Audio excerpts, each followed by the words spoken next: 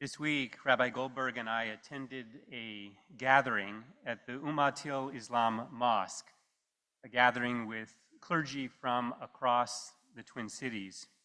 There were imams and pastors and rabbis and priests and monks. We were there to stand with our Somali neighbors and to affirm their dignity and their humanity. When Somali Americans were called garbage by the president, we knew that we had to be there. When Somali Americans were targeted by ICE based solely on their identity, we knew that we had to be there.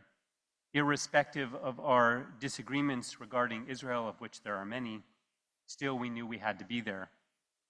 We had to be there because this language and these actions are beneath the dignity of the office of president.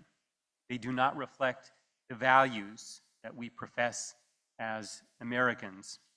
They run counter to the spirit of America, which is, as we just celebrated on Thanksgiving, a nation largely made up of immigrants who have contributed greatly to the economy and have enriched the social, cultural fabric of our country. And of course, they also run counter to everything in Jewish tradition. Judaism insists that people are not garbage. Rather, they are created b'tselem Elohim, in God's image. And Judaism commands us to protect the vulnerable, uplift the stranger, and pursue justice. No one here denies that those who commit fraud and crimes should be prosecuted and punished. That is not racist, that's just the law. At the same time, we know that holding an entire community responsible for the actions of a few are not right. No one here denies that illegal immigration, if legitimately illegal, should be enforceable under law. I imagine that many of us have different perspectives on immigration and the best way to fix a very broken system of ours.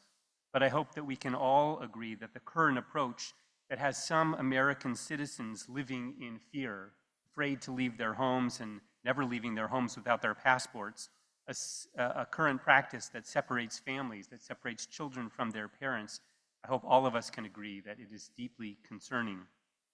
As we now turn to the prayer for our country, we do so with the hope that our nation will reflect its highest ideals, safeguarding all who call it home, rejecting hatred in every form, and building a society rooted in compassion, equity, and peace.